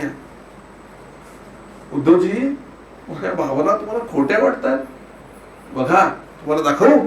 हे बघा कशा त्या गोपिकांच्या मनातून गोपाळांच्या मनातून भावनेच्या सगळ्या लहरी माझ्याकडे येत आहेत. बघा बघा तुम्हाला तर दिव्य दृष्टी आहे ना. बघा बघा का नाही. हे नाटक मला सांगू नकोस. भावनांच्या लहरी भावना असं काही नसतं. आम्ही ज्ञानी आहोत. ज्ञानी माणूस एखाद्या पहाडाप्रमाणे असतो. हिमालयाच्या पक्क्या पहाडाप्रमाणे. कितीही नदीच्या लाटा समुद्राच्या लाटा त्याच्यावर आल्या तरी डोका आपटून परत जातात. पण तो जागचा हलत नाही. स्थिर असतो तो ज्ञानी आहे जो स्थिर असतो. हे ज्ञान आहे स्थिर ज्ञान. भावना काय करतात. भावनाने काय होत नाही. आणि मी असं ऐकलंय माझ्या गुरुने मला सांगितलंय की ह्या गोपी गोपी गोपी गोपी ज्या तुम्ही म्हणता ना त्या अनेक जन्मांपासून तपश्चर्या केलेले मोठे महान साधू आहेत. तुम्हाला हवं होतं की तुम्ही त्यांना मुक्ती द्यायला पाहिजे होती. मुक्ती देणारं ज्ञान द्यायला पाहिजे होतं. मुक्ती तर सोडलंच. तुम्ही तुमच्या प्रेम जाळामध्ये खोट्या प्रेम जाळामध्ये त्यांना फासता, रडवता, दुःखी करता.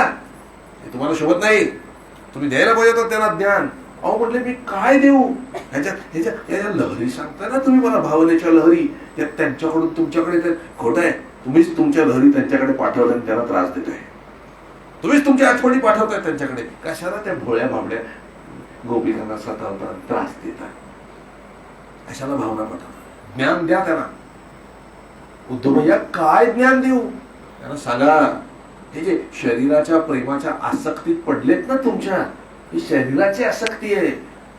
पण कुणीही शरीर नाहीये. तुम्ही आत्मस्वरूप आहात. तुमच्या त्या अचल दृढ स्थिर अशा आत्मस्वरूपात त्यांना मन लावायला सांगा. म्हणजे त्यांच्या सर्व दुःखांचा परिहार होऊन त्या अखंड आनंदात राहतील. उद्धव भैया तुम्हाला असं वाटतं का मी त्यांना हे ज्ञान देण्याचा प्रयत्न केला नाही. मी त्यांना पुष्कळ वेळेला ज्ञान देण्याचा प्रयत्न केला. पण त्यांना ज्ञान नकोच आहे. त्यांना त्या पिढेमध्येच आनंद वाटतो.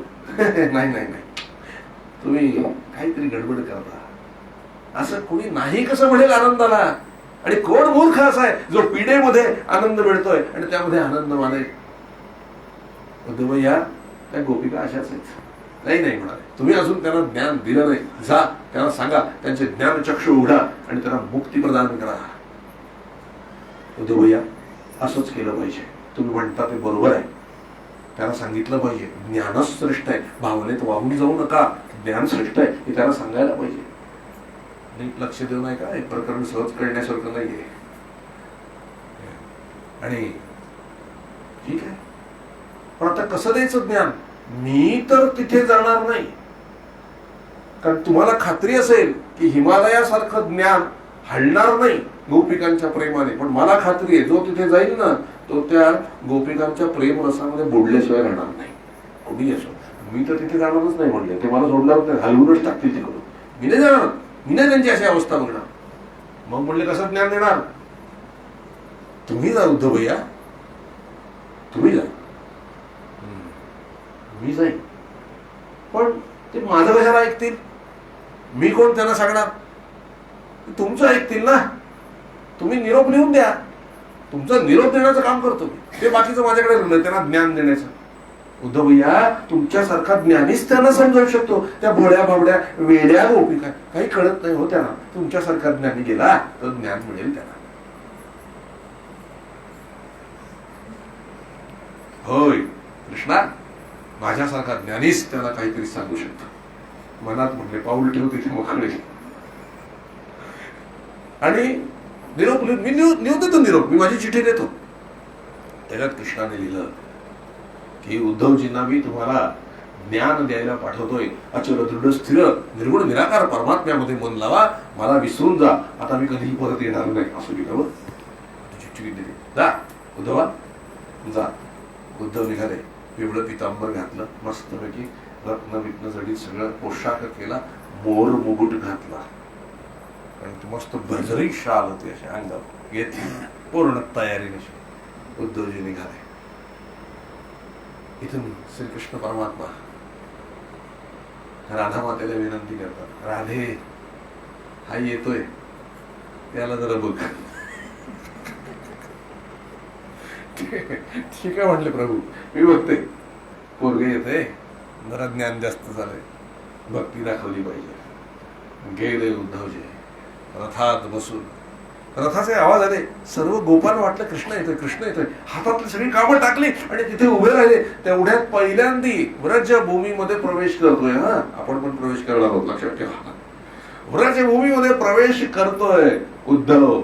मथुरेहून निघालाय आणि वृंदावनच्या भूमीमध्ये प्रवेश केल्या सगळी काटेरी झुडपं आली आणि आपोआप बंद झाली. रस्ता बंद, सगळ्या काटेरी झुडपांनी रस्ता बंद. का? ज्ञानाला प्रवेश नाही, अहंकाराला प्रवेश नाही, पुरुषत्वाला प्रवेश नाहीये तिथे. तिथे फक्त स्त्रियांना प्रवेश आहे. स्त्री भक्ती. स्त्री आणि पुरुष म्हणजे काय? अहंकार म्हणजे पुरुष आणि लीनता म्हणजे स्त्री, हे लक्षात घ्या. प्रेम म्हणजे स्त्री, निर्व्याज निस्वार्थी प्रेम म्हणजे स्त्री. सर्व गोपिकाचा होता, पण मी सुद्धा, तुम्ही सुद्धा, सगळे पुरुष फक्त श्रीकृष्ण परमात्मा. म्हणून काटेरी झुडपाने ते बंद झालं. उद्धवजींना कळलं नाही. उद्धवजी रथातनं खाली उतरले आणि काट्यांची झाडं बाजूला करायचा प्रयत्न करू लागले. तेवढ्या त्यांची ती भरजरी शाल त्या काट्यांमध्ये अडकली, थर थर थर थर थर सगळी फाटली. बघा, सगळी फाटली. तेव्हा उद्धवजीने म्हणलं त्या काट्यांना, मी तुमचं काय बिघडवलं होतं म्हणून तुम्ही माझी भरजरी शाल फाडली? तेव्हा तिथे गोपाळ उभा होता. गोपाळ काय म्हटला, ते काटे नमस्काराला पुढे आले. त्यांना वाटलं कृष्ण येतोय, पण त्यांना कळलं अहंकार आणि अभिमान येतोय. त्यांनी चिंध्या चिंध्या केल्या तुमच्या ज्ञानाच्या. सावधान, पुढे अजून चिंध्या होती. जाण्यापूर्वी सावधान, इथे तर फक्त काटेच आहेत, पुढे तर बघा म्हटले काय महान कार्यक्रम आहे पुढे तुमचा सगळा. त्यांना कुठनं कळतंय. त्याने आपली ती फाटलेली शाल आहे तशी घेतली, रथात बसले आणि पुढे गेले. इथे नंदबाबांचं घर कोणतं आहे? नंदबाबांचं घर कोणतं आहे? बघितलं गोपालनी, हा कुठचा वेगळाच प्राणी आला इथे. इथे गोकुळात इथं नंदबाबांचं घर विचारतं. वर खाली पाहिलं, ते वृक्ष हलायला लागले. वृक्षांनी विचारलं, तू आलायस? आमचा सखा कधी येणार आहे? वृक्षांमधनं आवाज, आमचा सखा कधी येणार आहे? त्याचा निरोप घेऊन आलायस ना? त्या वृक्षांकडे पाहिलं. आता हे त्याच्या ज्ञानात कुठं नव्हतं वृक्ष बोलतात, नाही का? वृक्ष बोलत होते, त्याच्यासाठी पहिला अनुभव. वृक्ष बोलतायत. कोणाला विचारतायत? कन्हैयाला विचारतायत. तिकडची पानं फुलं सगळी उधळली गेली उद्धवाच्या अंगावर. का? तू आलायस ना, म्हणजे तू आता नक्की वाट बघत होता. त्या गोपाने कमरेला हात ठेवला. नाव काय रे तुझं? कोण रे तू? कोण रे तू? आमच्या कन्हैयाचा पोशाख घातला, पण आमचा कन्हैया दिसत नाहीस तू. नाही म्हणले, मी त्याचा मोठा भाऊ आहे उद्धव. उद्धव? अच्छा, उद्धवजी. त्यांनी एकमेकांमध्ये चर्चा केली की कन्हैयाने वाढवलं याला. त्याला सगळी बातमी लागलेली असते. एक मन झालंय ना महाराज, त्यामुळे कन्हैयाच्या मनात ते या सगळ्यांच्या मनात, या या या उद्धवजी स्वागत आहे. हा, मला ते नंदबाबांचं घर दाखवाल का? सगळी गोकुळ उदास निराश. हे पाणी दिसतंय का म्हणले उद्धवजी. हे पाणी दिसतंय? हो म्हणाले, दिसतंय. ह्या पाण्याचा उगमस्थान जिथे आहे ना, तिथपर्यंत जा. ते नंदबाबांचं घर आहे. हे पाणी काय आहे माहितीये? नंदबाबांच्या 9 लाख गायी आहेत. कृष्ण रोज त्या गायींमध्ये खेळायचा, गायींच्या पाठीवरून हात फिरवायचा. कृष्णाने खाऊ घातल्याशिवाय गायी खात नसत. आज त्या गायी इतके दिवस झाले नुसत्या रडतात, नुसत्या रडतात, नुसत्या रडतात. एक क्षणभर त्यांचे अश्रू थांबत नाहीत. 9 लाख गायी.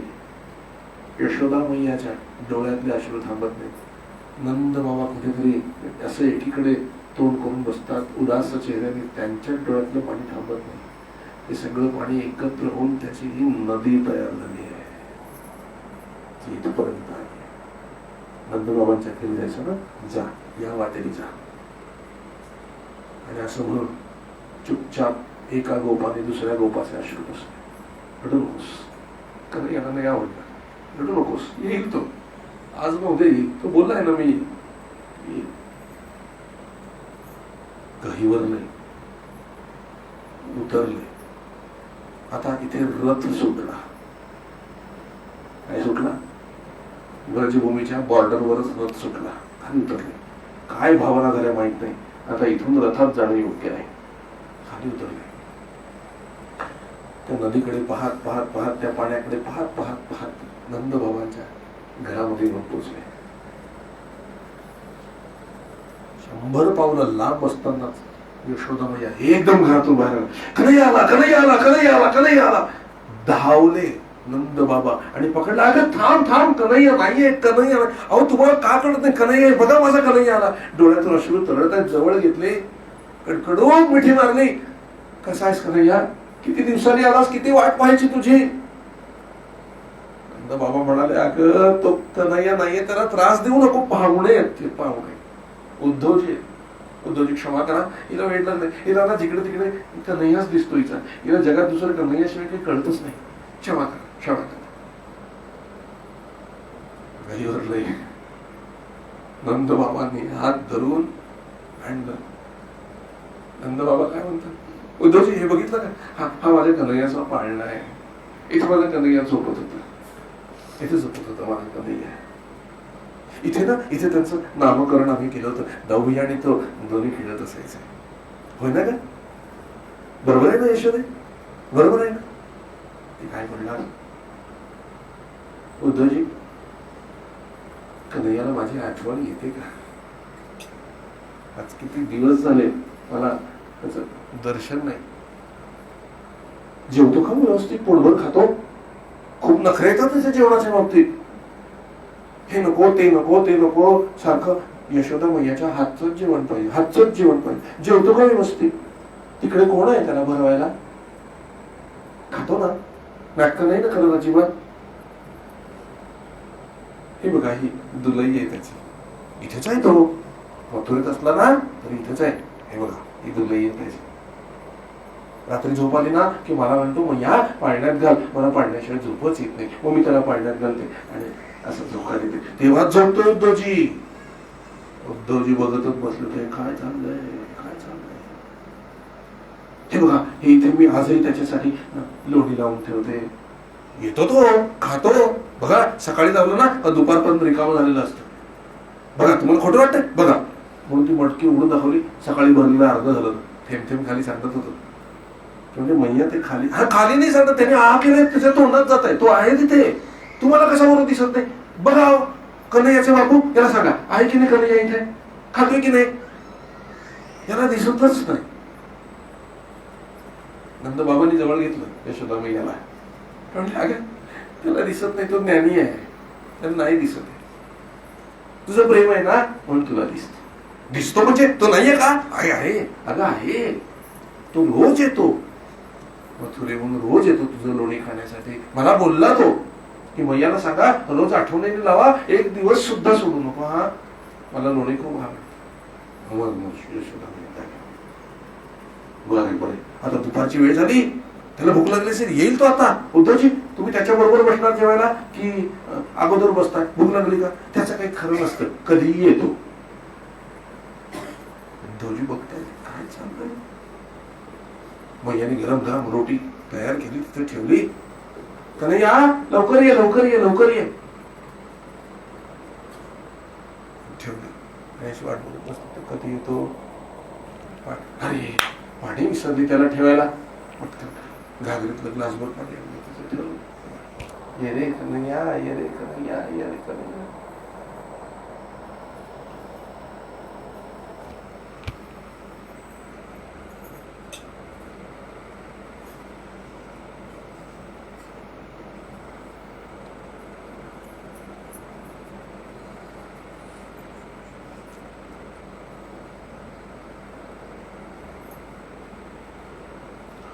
उद्धवजी परत झालं ना, त्याला सांगा बघ आई कशी आहे, आईचं कसं चाललंय बघ, बघ आई काय करते.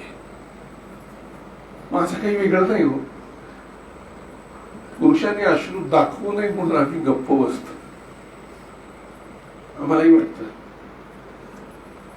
गोकुळामध्ये एवढा आनंद होता म्हणून सांगू, एवढा आनंद होता आमचा कन्हैया होता तेव्हा, आता सगळंच उदास भकास झाल्यासारखं वाटतं. अहो आम्हाला जगायचं काही कारणच राहिलं नाही उद्धवजी. पण बघा आमचे प्राणच आमचे कसे शत्रू आहेत की अजूनही निघून जात नाहीत. कन्हैया इथे नाहीये तरी अजून शरीरात राहिलेले, अजून शरीरात आमचे प्राणच आमचे शत्रू झाले. किती प्रयत्न करतो पण नाही होत. आणि सांगू का उद्धवजी, आम्हाला मरून पण चालणार नाही. कारण तो एखाद दिवशी आला ना, आणि जर त्याने आम्हाला असं बघितलं ना मेलेलं, तर तो जिवंत राहणार नाही. त्याच्यासाठी आम्ही जगतो, त्याच्यासाठी आम्ही जगतो. कधी येईल सांगता येत नाही. तो सांगून गेलाय 2 दिवसात येतो, 2 दिवसात येतो. का नाही आला तो? रडतायत नंद बाबा. आणि का नाही आला? उद्धवाने हातात हात घेतला. बाबा मथुरेमध्ये जरासंधाचं आक्रमण होत असतं सारखं, आणि कृष्ण जर येऊन जाऊन राहिला ना तर कृष्णाचं हृदय कुठे आहे हे त्याला कळेल. म्हणून कृष्ण वृंदावनात येत नाहीये. तुम्हाला त्रास झालेला त्याला कसा बरं आवडेल? एवढंच प्रेम आहे ना त्याचं. मग आमची परवा जाऊ दे ना आमचे प्राण, पण आम्ही त्याच्याजवळ राहू ना. त्याला बोलव ना, तुझं ऐकेल ते. त्याला बोलव. किती दिवस झाले त्याला पाहिलं नाही. अरे कसा दिसतोय तो? मोठा झालाय का? आठवण काढतो नंदबाबाची, आठवण काढतो. बघ त्याने पूजिलेला गोवर्धन पण अजून इथेच आहे. बऱ्याच वेळेला मला असं वाटतं गोवर्धनाच्या मागे जाऊन लपलेला असेल, म्हणून मी पाहतो गोवर्धनाच्या मागे जाऊन त्याला, पण नाही सापडत. काय करावं? हे बघा मी कपडे आणलेले त्याच्याकरता. आणि कोणते कपडे आणले होते? लहान होते ना तेच कपडे आणले होते. त्याचे हात पाय एवढा एवढा असेल ना तो, आता एवढा असेल ना. बाबा मोठा झालाय का नाहीये? मोठा होऊन होऊन किती होईल मोठा?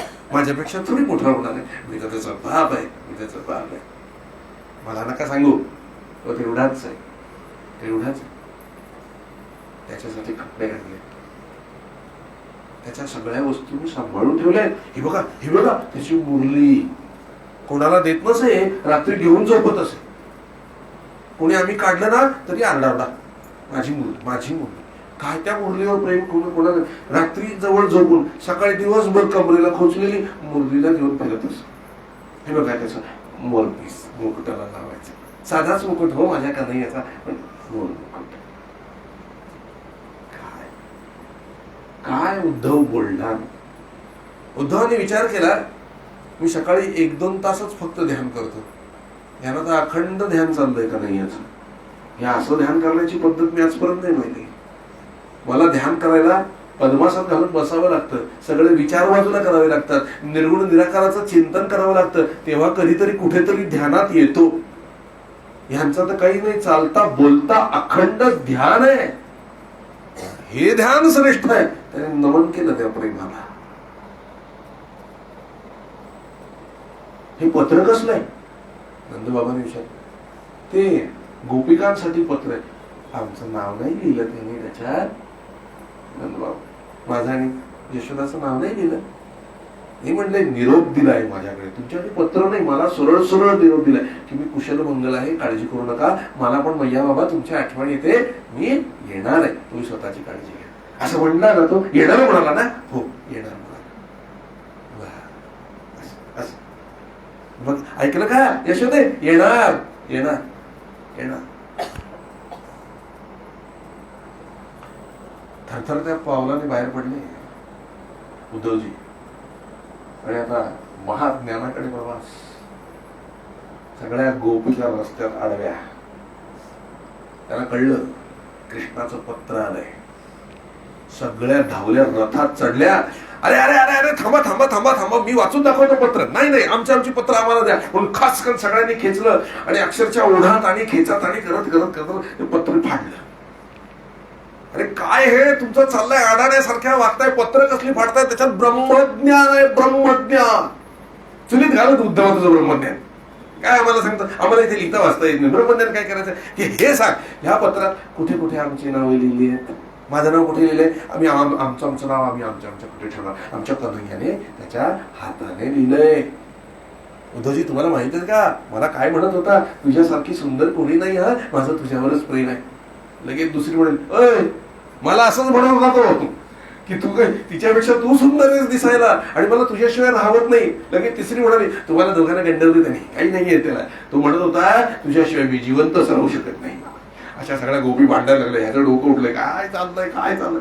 हे तो शेवटी म्हणतोय, अरे ते पत्र तर वाचा, ते परब्रह्माने स्वतःच्या हाताने लिहिलेलं पत्र आहे, तुम्हाला निरोप दिलाय, निरोप दिलाय. म्हटलं सगळ्या गोपी काय करत, काय निरोप दिला, काय निरोप दिला, कधी येतोय तो, आता येऊच दे त्याला. म्हणजे बघते इतके दिवस आमची आठवण नाही, कधी येतोय, काय तारीख लिहिली, कधी येतोय. अरे तेच तर सांगतोय, तुम्ही मला पत्र पण धड वाचू देत नाही म्हणाले. तू सांग उद्धव, सांग काय लिहिलंय पत्रामध्ये. त्या पत्रामध्ये त्यांनी लिहिलंय की माझ्या या शरीररूपी प्रेमाचा आसक्ती सोडून द्या, या शरीराची आसक्ती सोडून द्या आणि निर्गुण निराकार परब्रह्म जे माझं मूळ स्वरूप आहे त्याच्यामध्ये मन लाव. उद्धवजी ते मरू दे, तो कधी येतोय ते सांगा. आणि मी ब्रह्मज्ञान सांगतोय, चुलीत घरात ब्रह्मज्ञान कधी येतोय ते सांगा. त्याने ते लिहिलंय, मी आता कधीही परत येणार नाही. संतापली गोपी, तिने जे उद्धवाचा हात धरला त्याला जमिनीवर पाडला, डायरेक्ट खाली त्याला मुकुट बिकुट गेला सगळा. आणि म्हणले, जर हे असं लिहिलंय ना याच्यात, हे पत्र आणलं कशाला इथे, हे ब्रजभूमीचं अपमान पत्र आहे, घेऊन जा परत. त्या कन्हैया तोंडावर फेका त्याला म्हणा, हे असलं लिहितोस, ब्रजभूमीचा अपमान आहे, जा त्यालाच देऊन द्या ते पत्र. येत नाही म्हणे, हिंमत आहे का त्याची, येत नाही म्हणायला.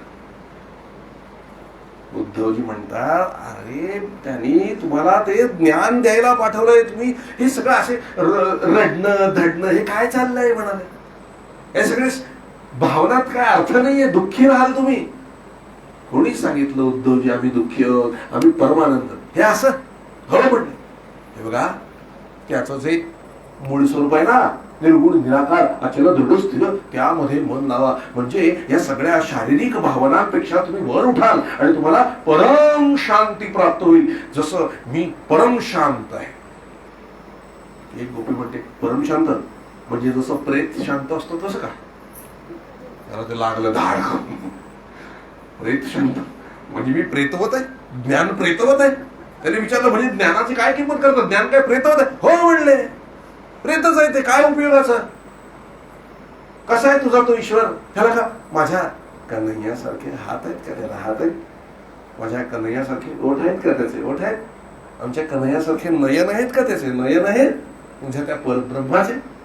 तो बोलतो का तुझ्याबरोबर, बोलतो, जेवतो का तुझ्या बरोबर. या सगळ्या भावना आहे.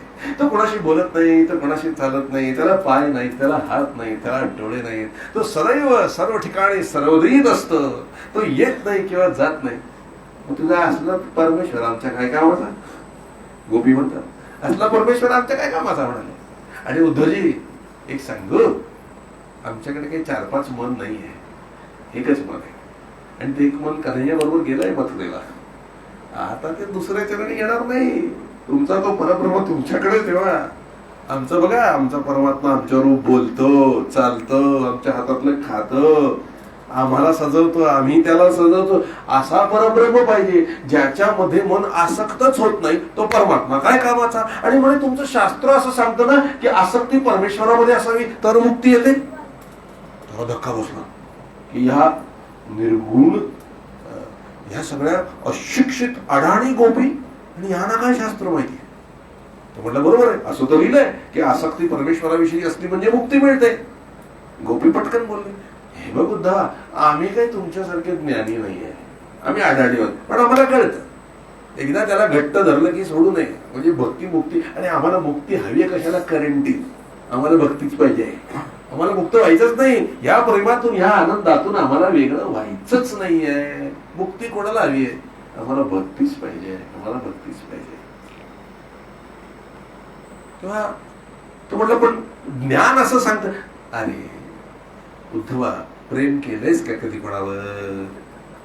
नाही ना. मग प्रेमाच्या भावना तुला कशा कळणार? वाट बघितलीस का कधी कोणाची? कधी वियोग झालाय का तुला कोणाचा? मग ते आपली तळमळ तडफड तुला कशी कळणार उद्धवा? तुझं ज्ञान अर्धवट आहे, तू अर्धवटच आहेस. अजून प्रेमाची चव चाखली नाहीयेस आणि म्हणतो ज्ञानी. तुझं ज्ञान अर्धवट आहे. आणि उद्धवा प्रेम कर. प्रेम केल्यानंतरच्या भावना समजून घे. मग वियोगाची तडफड, विरह भक्ती सहन कर, विरह सहन कर, त्या भावना कळू दे, तेव्हा तुझं ज्ञान पूर्ण होईल. आता ना उद्धवा तू अर्धवट आहेस. त्याला काही कळे ना. मग त्या गोपिकांनी धरून, हे बघ तुला प्रेम बघायचंय काय असतं? त्याला त्याचे सगळे केस बीज मोकळे केले महाराज. त्याच्या अंगावरचे कपडे फाडले गोपिकांनी. त्याला मातीत लोळवला, तिकडे उभा आडवा सगळी माती घेतली, त्याला गालाला, हे घे व्रजभूमीची माती आहे, व्रजभूमीची माती आहे, भक्ती आहे, तुला कळेल प्रेम काय असतं. याच मातीमध्ये आमचा कन्हैया खेळलेला आहे. ही माती लावून घ्या अंगाला. फासली अख्खी माती त्याला फासली. सगळं विस्कटलं, विचित्रच झालं ते. पितांबर अर्धा सुटलेला, केस अर्धे सुटलेले, माती सगळी लागलेली हाताला पायाला. गणित गात्र झाला. गोपिकांनी वेडाच केला त्याला आणि सांगितलं बघ बघ. आणि सगळ्या लीला दाखवल्या व्रजभूमीमध्ये घडलेल्या सगळ्या. बघ आमचा कन्हैया असा वागत होता, बघ आमचा कन्हैया असा. एक गोपी कन्हैया होत होती, एक गोपी गोपी होत होती, एक राधा होत होती, एक कृष्ण होत होती. असं सगळ्या लीला त्या भूमीवरती घडलेल्या दाखवल्या, सांगितल्या कथा, कृष्ण कथा तिथे सांगितल्या. दिवसभर उद्धव कृष्ण चिंतन, कृष्ण चिंतन, कृष्ण चिंतन. आणि त्याला आनंद यायला लागला त्या कृष्ण चिंतनामध्ये. बरं वाटायला लागलं. हा अनुभव कधी उद्धवाने घेतलाच नव्हता. एवढा रस यायला लागला त्याला. वा वा वा. त्याच्या मनात आलं जगावं असं असं त्याच्या मनात आलं. पण त्याने लगेच सावरलं नाही. ज्ञान ज्ञान ज्ञान. मग ती एक गोपी होती, ती म्हणली चल आता तुला आमच्या गुरुकडे घेऊन जाते. ज्याने तुझा गुरु बृहस्पती आहे ना, तुझा बृहस्पती पाणी भरतो आमच्या गुरुकडे. आमचा गुरु बघायचंय का तुम्हाला? तुला चल. हात धरला, जवळजवळ फरफटतच नेला उद्धवाला, फरफटत फरफटत. आणि राधा राणी बसली होती. राधा राणीच्या पायावर घातले. हे आमची गुरु, आमचा आराध्य भाग म्हणाले. उद्धवानी पाहिलं मूर्तिमंत राधा, मूर्तिमंत कृष्ण. सगळ्या देवता उभ्या होत्या आकाशामध्ये. सगळ्यांनी राधा मातेचं वंदन केलं. आणि हा ज्ञानी होता त्यामुळे ह्याला दिसलं सगळे वंदन करतायत. बृहस्पतीने वरून वंदन कर मूर्खा, वंदन कर. बृहस्पती पाणी भरत असताना दिसलंय राधा मातेजवळ. त्याने असं थरथरत थरथरत वंदन केलं राधा मातेला. ऐकलं का राधे? हा काय सांगतोय? निर्गुण निराकार अचल दृढ स्थिर परमात्मा, त्याची उपासना करा म्हणे. आणि म्हणे दुःख आणि पीडा काय असते, पीडेमध्ये कसा आनंद येऊ शकेल?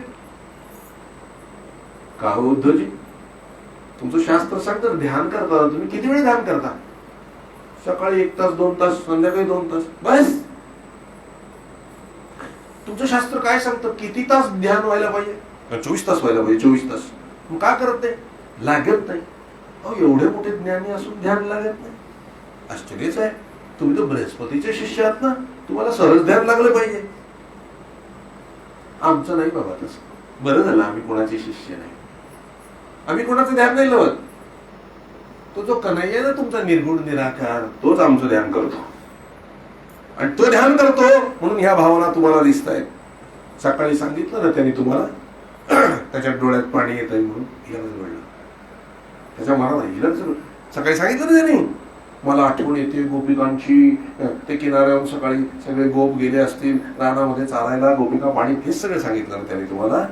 आणि तो सांगतो ना आमच्याकडून तिकडे लहरी जातात, तुम्हीच उत्तर दिलं ना, तोच लहरी इकडे पाठवत. हेच झालं ना तुमच्या संभाषण. गप्प उद्धव, त्याला कळे ना. तो म्हणतो पण मला एक सांगा म्हणाले, पीडेमध्ये आनंद कसा असेल? तुम्ही हे जे रडता ओरडता, कृष्णाला बिलगून राहता, कृष्ण कृष्ण करत रडता, यात आनंद कुठे आहे? का हो उद्धवजी, आनंदाच्या परिभाषा सगळ्यांच्या वेगवेगळ्या असू शकतात ना. कोणाला कशात आनंद येईल तर कोणाला कशात आनंद येईल. बरोबर आहे तुमचं, आनंदाच्या परिभाषा वेगळ्या असतात. पण मला हे समजत नाही की पीडेमध्ये कसा आनंद येईल आणि कोणाला येईल. कोण असे मूर्ख आहेत की ज्यांना पीडेमध्ये आनंद येईल? उद्धवजी, म्हणूनच म्हटलं तुम्ही अर्धवट राहत. अशा दोघीच आहेत ज्यांना पिढेमध्ये आनंद येतो. एक तर आई माता आणि दुसरी प्रेमिका. यांना पिढेमध्ये आनंद येतो. आई 9 महिने गर्भधारणा असते आणि प्रसूतीच्या इतक्या वेदना असतात ना, म्हणाले इतका त्रास असतो, पण ते मूल जन्माला येण्याकरता ती आतुर असते, इतकी तळमळ असते तिला, इतकं प्रेम वाटत असतं की ते मूल जन्माला आल्यानंतर तिला आपल्या जीवनाचं सार्थक वाटतं. आणि ही पीडा माहीत असून सुद्धा प्रत्येक स्त्री ती पीडा सहन करण्यासाठी लालायित असते. ह्याला म्हणायचं पीडेमध्ये असणारा आनंद. आहे का तुम्हाला अशी पीडा? उद्धवजीने मान खाली घातली. काय असं आनंदाचं वर्णन कोण करणार आहे? आणि दुसरं म्हणाले प्रेमिका. तिला तिच्या प्रेमीकडून काहीच नको असतं, तिला द्यायचंच असतं. केवळ त्या प्रेमीच्या सतत आठवणीमध्ये तिला रमावंसं वाटत असतं. ते विरह दुःख ती सोसत असते की तो कधी येईल कधी. त्या विरह पिढेमध्ये जो आनंद आहे ना उद्धवा, तो आहे का तुमच्याकडे? तुम्हाला विरहच नाहीये तर आनंद कुठून येणार? आधी प्रेम करा, मग विरह होऊ दे, मग तुम्हाला त्याचा आनंद मिळेल. ती भक्ती आहे का तुमच्याकडे?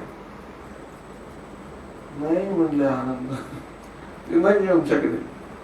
पण म्हणले मग तुमचं जर का हे असं डोळे उघडून 24 तास ध्यान चाललेलं असलं पाहिजे, मग तुम्हाला भगवंताची प्राप्ती कुठे आहे? का उद्धवजी? तुमचं शास्त्र असंच सांगतं ना, तुम्हीच तर आता म्हणला देहाच्या आसक्तीत राहू नका. मग भगवंताची प्राप्ती देहाने कशाला व्हायला पाहिजे? मनामध्ये 24 तास आठवण आहे म्हणजे तो नित्य प्राप्तच आहे ना. गुरु ज्ञान मिळाला. उद्धवजीने हल्ले उद्धवजी एकदा की अरे हो, 24 तास ध्यानामध्ये मनाचंच मिलन आहे, शरीराच्या मिलनाचा संबंध काय? शरीर आता आहे नंतर नाही. हेच मगाशी मी सांगत होतो, हेच मला आता राधामाता सांगताय की मनोमिलनच जरूर आहे, आत्म्याचं आत्म्याशी मिलन जरूर आहे. बरोबर आहे ना उद्धवजी? बरोबर आहे. पण पण इथे आहे कृष्ण का नाही म्हणलंय? तुम्हाला तर ज्ञानदृष्टी आहे, बघा कृष्णाला. कन्हैया का परीक्षा करतोस त्याची? दाखव त्याला तू आहेस की नाही. आणि बरोबर राधा मातेच्या बाजूला श्रीकृष्ण परमात्मा बसलेले दिसले. हल्ला तो थरथर करायला लागला. त्याला काय वाटलं, वेळ लागते की काय आपल्याला? तसा थरथरत खाली बसला आणि असे पाय चेपून लागला. भगवंताचे खरंच आहे का? हाताला हात लावलेला खरंच कन्हैया आहे का? असा नाकाला हात लावला, गालाला हात लावला, खरंच कन्हैया आहे का? कन्हैया मोठमोठ्याने हसायला लागले. अरे उद्धव, तुला सांगितलं ना, गोपिकांच्या नादाला लागलाच तो वेडावशी. अरे मी तुला दिसू दे मथुरेत, तुला खरं सांगू, मी इथून कुठे गेलोच नाही. या गोपिकांनी त्यांच्या प्रेम पाशामध्ये मला बांधून टाकलेलं आहे.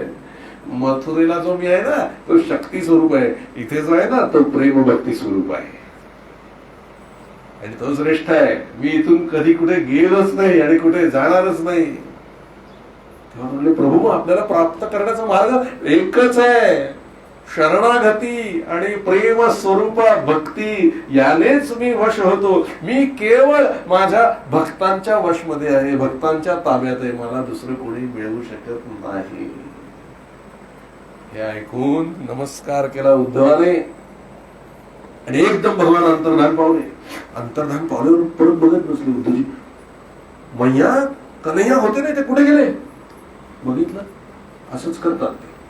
येतात जातात, थांबतच नाहीत माझ्या बरोबर. पण मी नक्की सांगते, ते ना आता कुंजगलीमध्ये गेले असतील, एखाद्या लतेच्या पाठीमागे लपून बसले असतील. चला उद्धवजी, आपण शोधू. पण राधा माता निघाल्या. हे बघतोय तर काय, तेवढ्या सगळ्या गोपिका म्हणाल्या, बघितलं कसं केलं तुझ्या कन्हैयाने? बघितलं, असा रडवतो आम्हाला. जाशील ना, सांग त्याला, राधा मातेची अवस्था सांग. राधा माता धावतायत संबंध वृंदावनामध्ये, कुंजगली निकुंजगली. लतांना विचारतायत, माझा कन्हैया कुठे गेला? हे लता, मला सांग, तुझ्या मागेच लपलेला आहे ना? खरं सांग, तुझ्या मागे लपलाय ना माझा कन्हैया बाहेर येणार आहे. असं काय करतोस? कुठे लपून बसलायस? कुठे शोधायचं? किती वेळा बघायची तुझी? मग परत दुसऱ्या लतेकडे, तुझ्या मागे लपलाय. त्या झाडांना, वृक्षांना, वेलींना विचारतात, कन्हैया. उद्धवजी मागून सगळं पाहताय. सगळा ज्ञानाचा अभिमान झिरला महाराज. कारण भक्ती प्रेमात त्यांच्याही डोळ्यातनं अश्रू येत होते की काय भक्तीची अवस्था आहे, किती उत्कटता आहे, किती प्रेम आहे. एक भुंगा त्या ठिकाणी आला झाडावर. त्या भुंग्याला विचारते, हे भृंगराज, तू कन्हैयाचा निरोप देतोयस ना, मला सांग कुठे लपून बसतोय? तू बघून आलायस ना, मग मला सांग ना रे, का नाही सांगत? कुठे लपलाय तू कशाला सांगशील? तू त्याच्यात जातीच आहेस. त्याला पण 1000 कळ्यांवर फिरायची सवय असते, रंगाने पण काळा आहे तुझ्यासारखे. तू कशाला सांगशील? तू त्याच्यातलाच आहेस म्हणाले. जा रे, तुला नाही विचारत. मग यमुना नदी जवळ आल्या राधा माता. त्या मातीतून, यमुने सांग ना मला, माझा कन्हैया कुठे? खोटं बोलू नकोस, इथे आला नाही, त्याची सावली तुझ्यात पडली म्हणून तू काळी झालीस. मला माहितीये तो इथे आला होता. सांग ना यमुने, कुठे गेला तू? सांग ना यमुने, कुठे गेला? कान्हा कान्हा कान्हा कान्हा करत तिथून फिरते, सगळ्या मातीतून, उन्हातून तानातून, पायात काही न घालता राधा माता फिरते. एवढे हमसून रडायला लागले उद्धवजी.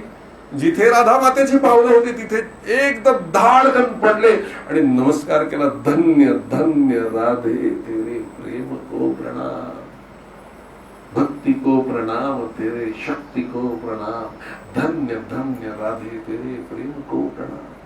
ती माती घेतली महाराज. मगाशी माती लावली होती गोपिकाने, आता ती सगळी माती घेतली आणि उद्धवाने स्वतःच्या अंगाला लावायला सुरुवात केली. तीच व्रज भूमी, व्रज लावली, सगळं गालाला लावली, कपाळाला लावली आणि म्हणाली, हे राधे, खरंच मी अर्धवट आहे. या प्रेम प्रकरणाबद्दल, या प्रेमाबद्दल मला ज्ञानच नव्हतं. कृपा कर आणि या माझं ज्ञान पूर्ण कर आणि प्रेम स्वरूपात भक्ती मला प्रदान कर. एवढ्यात आकाशामध्ये आभाळात राधा माता दिव्य सिंहासनावर बसलेल्या आणि सजलेल्या दिसायला लागल्या. त्यांनी उद्धवाच्या हातामध्ये चिपळ्या फेकल्या आणि सांगितलं, जा, तुला प्रेम स्वरूपात भक्ती दिली, आता भक्ती कर. त्या चिपळ्या हातात घेतल्या, रडत रडत डोळ्यात अश्रू, राधे राधे राधे राधे राधे राधे राधे राधे राधे राधे करत संबंध वृंदावनामध्ये नाचतायत उद्धवजी. तेही वेदींच्या मागे जातात, वृक्षांच्या मागे जातात, गायीच्या पाठीवरून हात फिरवतायत, ती माती अंगाला लावतायत, लोळतायत त्या मातीमध्ये आणि केस विस्कटलेले आणि राधे राधे राधे राधे करता करता कधी मथुरेत आले त्यांचं त्यांना कळलं नाही. आणि राधे आवाज ऐकला, गुरु महारातून श्रीकृष्ण उठले आणि बघितलं उद्धवाची अवस्था निराळी. राधे राधे राधे करताय, त्याला धरलं, उद्धवजी, दादा दादा, उद्धव भैया एकदम सावध झाला. हा कन्हैया, उद्धव भैया जाऊन आला तू रजभूमीमध्ये? कसे आहेत सगळे? मैया बाबा कसे आहेत? सगळ्या गोपिका कशा आहेत? राधाजी कैसी आहे? सांगा मला उद्धव भैया, मला सांगा. स्थिर असू दे. हलवलं परत. कन्हैया, फार अन्यायी आहेस तू कृष्णा. मला वाटत होतं तू प्रेम अवतार आहेस. तुझ्या इतका निष्ठुर निर्मळही मी अजून पाहिला नाही कृष्णा. स्वतःच प्रेम एवढं लावतोस त्यांना आणि एकदा जो मथुरेला निघून आलास, पुन्हा कधी वाकून बघितलं सुद्धा नाहीस त्यांच्याकडे. स्वतःला प्रेम अवतार समजतोस ना, असा असतो प्रेम अवतार. काय त्यांची अवस्था आहे तुला काय माहिती? यशोदा मैयाच्या डोळ्यातले अश्रू थांबत नाही, नंदबाबाच्या डोळ्यातले अश्रू थांबत नाही. तुझे सगळे गोप सखा तुझी वाट बघतात, तुझ्या लीला गातात, तू त्यांच्याबरोबर किती खेळलास आणि काय ते सतत तुझ्या आठवणीमध्ये. आणि गोपिकांचे हाल विचारू नकोस आणि राधा मातेचं मला विचारतोस. लाज कशी वाटत नाही तुला विचारायला? इथल्या इथे राहतोस मथुरेत, तुला 5 मिनिटं जाणं तिथे झालं नाही, टाकून आलास तिकडे सगळ्यांना. खरोखर माझ्या भ्रमाचे पडदे दूर. निर्मोही निष्ठुर आहेस तू, निष्ठुर आहेस. असं नाहीये. तुम्हाला माहितीये मी तिथे का नाही गेलो उद्धव भैया? तुम्हाला माहितीये मी का? अरे हो, कारण चिकार असतील तुझ्याकडे, त्यांच्याकडे काय कारण आहे? अरे त्यांनी त्यांचे सगळे संसार जाळले तुझ्यासाठी. त्यांना तुझ्याशिवाय करण्यासारखं दुसरं काही राहिलेलं नाहीये. त्यांना केवळ 24 तास कृष्ण कृष्ण कृष्ण कृष्ण आहे. त्यांचं तू बातमी सुद्धा घेत नाहीस. इथल्या इथे तुला जायला होत नाही.